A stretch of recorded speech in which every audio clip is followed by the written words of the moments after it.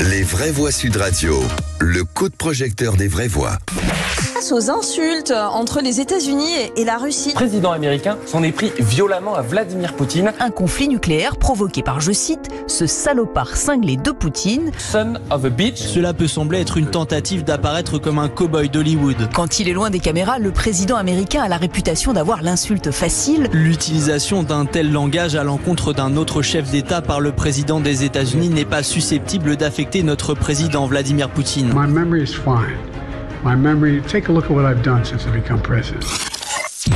Des propos qui font honte aux États-Unis, c'est la réaction après ces insultes de Joe Biden à Vladimir Poutine. Pas la peine de vous les répéter, vous les avez entendus.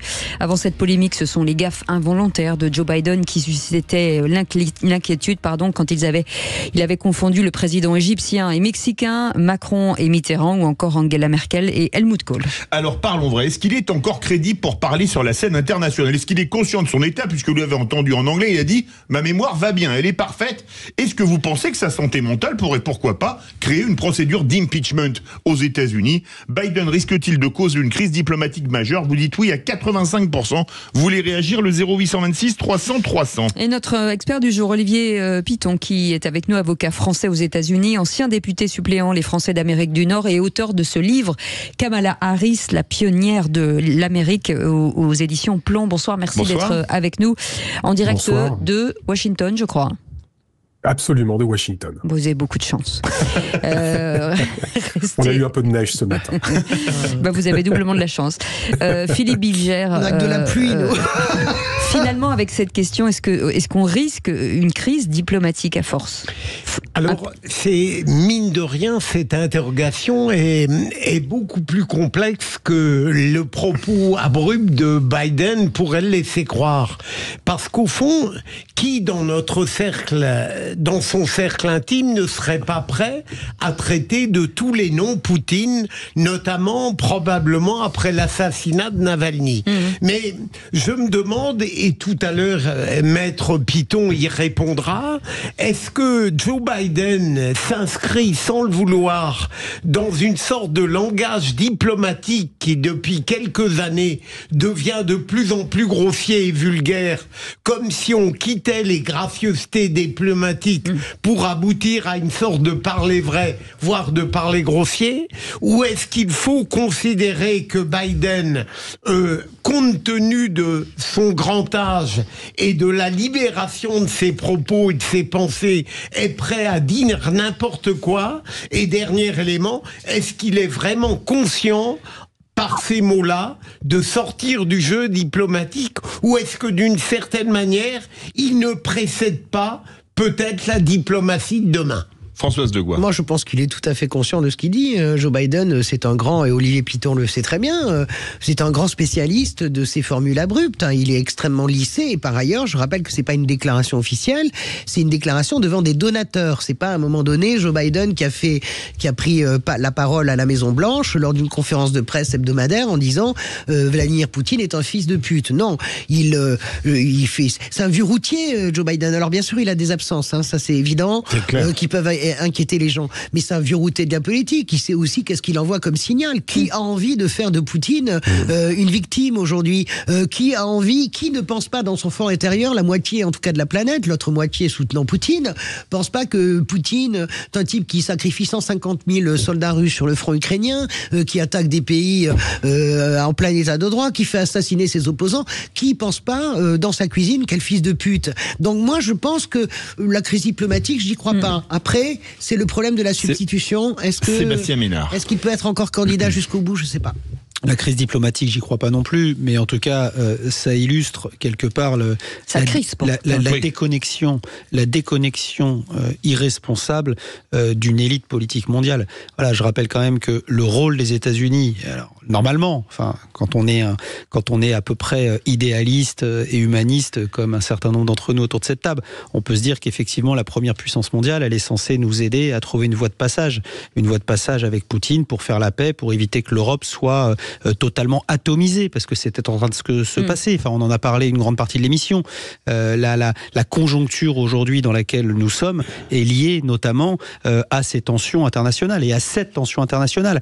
Et très clairement, qu'il soit conscient, pas conscient, etc. Moi, je trouve lamentable qu'un type comme qui est le premier, enfin qui est le président de la première puissance mondiale, puisse se laisser aller à de telles considérations. On peut le penser, on a le droit de le penser, on a le droit de penser ce qu'on veut de Vladimir Poutine, mais on ne peut pas le dire comme ça gratuitement. Ce n'est pas possible. Je pense que c'est pas gratuit. Moi, c'est calculé, c'est Trumpisé. Mais c'est une erreur, intellectuelle et une faute politique. On va poser la question à Olivier Piton, avocat français aux USA. Moi, j'ai envie de vous demander, comme l'écrivent David et l'homme, un président ne devrait pas dire ça.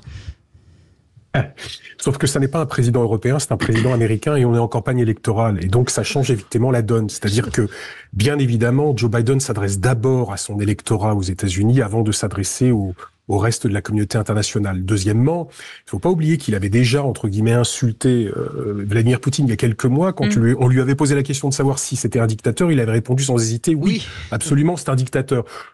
Troisièmement, et c'est peut-être le point le plus important, il faut faire absolument une différence entre ce propos sur Vladimir Poutine et le reste des problématiques cognitives dont on aura peut-être l'occasion de parler, c'est que Joe Biden essaye de réactiver un vieux sentiment anti-russe qui date de la guerre froide chez les Américains, qui considèrent que eux sont de toute façon le camp du bien et que la Russie, et en particulier la Russie de Poutine, représente de toute façon toujours l'ennemi éternel, celui contre lequel il ne faut jamais baisser la garde. Donc, son propos est plutôt populaire aux États-Unis, y compris chez les républicains, où on estime qu'il a raison d'être dans une posture un petit peu virile, pour ne pas dire plus. Et puis, dernier point très rapidement, son of a bitch n'a pas exactement la même connotation que fils de pute en français. C'est quand même un peu moins. C'est une insulte. Ça veut dire enfoiré. Enfoiré. Voilà, c'est plutôt. C'est enfoiré. Mais littéralement, c'est quand même le langage des faibles, Sébastien Ménard. Oui, moi je confirme ce que je disais il y a quelques instants, c'est une faute politique. Voilà, quand on est un grand leader.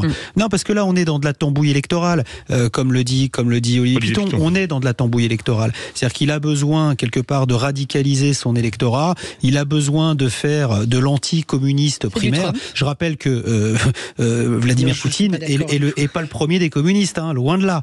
Loin de là, on est dans du néo-capitalisme. Après, on peut le traiter de dictateur, on peut traiter de tout ce qu'on veut, mais c'est encore une fois prendre les Américains pour des cons, pardonnez-moi l'expression, mais aujourd'hui c'est une faute morale que de faire je suis pas du tout d'accord, je pense que c'est très malin politiquement, je pense que je suis d'accord avec l'analyse d'Olivier, il se trumpise aussi parce qu'il est en retard aussi sur Donald Trump. C'est ça qui est le plus intéressant, et je rappelle, je sais bien qu'il est de bon ton de faire passer Biden pour un vieillard kakoshi, mais je rappelle d'abord que c'est pas du tout comme ça que ça fonctionne aux États-Unis. Je pense que c'est quelqu'un qui a une maestria politique. Je rappelle que l'insulte entre les présidents est pas quelque chose de rare. Celui qui la pratique le premier, c'est aussi Vladimir Poutine. Donc je vous rappelle les insultes de Bolsonaro à l'égard d'Emmanuel Macron. C'est pas une raison. Non, mais c'est pas une raison. Vous trouvez ça normal? Excusez-moi. Personne n'en sort grandi. Excusez-moi. Moi, je pense que dans la situation actuelle, il envoie un message extrêmement fort en disant ce type-là, de toute façon, on va l'éliminer. C'est notre adversaire, et je trouve que c'est pas mal. Moi, je me demande si François, sur ce plan-là, n'a pas raison, et c'est une question que je pose.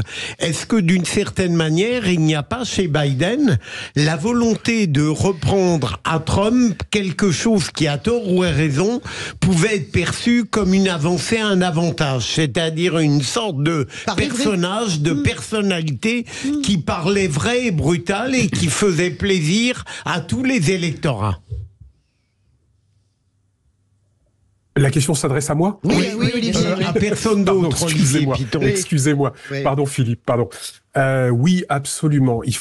L'une des différences fondamentales qu'on ressent ici aux États-Unis, quand on y vient un petit peu par rapport à l'Europe et en particulier par rapport à la France, c'est l'image que le peuple américain se renvoie à lui-même de ce qu'est un président des États-Unis. Un président des États-Unis, c'est d'abord un commandant en chef. C'est une sorte de leader, d'une sorte de virilisme assumé. Donc c'est pas un intellectuel, en tout cas. C'est pas l'image qu'il veut dégager de lui. C'est quelqu'un qui règle les choses, qui fixe les choses, qui les répare. C'est toujours cette image du gars qui va faire. Voilà, on lui demande pas d'être forcément extrêmement brillant, mais on lui demande de faire.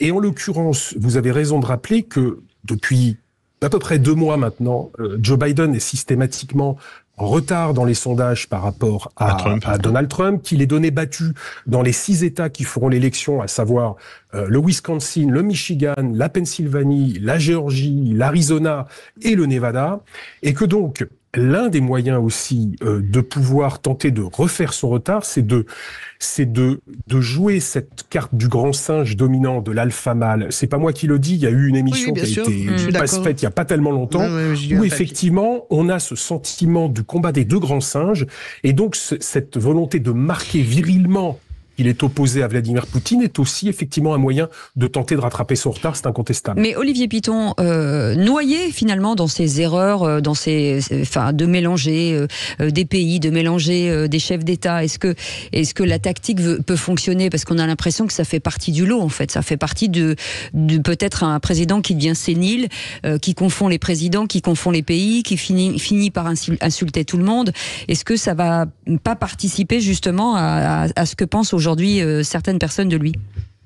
Au contraire, je pense que justement pour essayer de tordre le cou à cette rumeur qui s'amplifie et qui d'ailleurs n'est plus une rumeur aujourd'hui, c'est quelque chose de beaucoup plus confirmé, le fait de retrouver les fondamentaux de ce qu'est un président des États-Unis, d'un commandant en chef dans l'esprit des Américains, dans l'espèce de, si vous voulez, de mémoire collective américaine, était plutôt habile de sa part, et c'est la volonté de démontrer que non, il n'est pas fou, il n'est pas fini, il n'est pas vieux, il n'est pas sénile, et qu'il renoue avec les vieux réflexes de la politique américaine vis-à-vis de la Russie, c'est ce qu'on a dit tout à l'heure, et même du comportement, je dirais presque du surmoi américain en ce qui concerne le commandant en chef. C'est plutôt habile de sa part, et c'est évidemment probablement travaillé, parce que ça n'était pas une réflexion sortie comme ça au cours d'une conférence de presse. Bien sûr, c'est très travaillé. On se souvient que Bill Clinton s'amusait à faire croire qu'il ne connaissait que 150 mots alors qu'il était très intelligent, justement pour être le gars qui est pas très intelligent mais qui fait. Et ça, c'est très bien que vous l'ayez rappelé. Qu'est-ce que c'est un président pour les Américains? Merci beaucoup Olivier Piton d'avoir été avec nous, avocat français aux États-Unis. Thank you so much. Ancien député suppléant des Français d'Amérique du Nord, excusez-moi, et auteur de ce livre, Kamala Harris, la pionnière de l'Amérique, publié chez Plomb. Merci beaucoup. Merci Philippe Bilger. Merci Françoise Degois. Merci les amis, c'était un plaisir. Merci Sébastien Ménard. Pas trop de décalage horaire avec vous Sébastien aujourd'hui. Je suis pas trop mauvais, ça va quand même? Non, ça va.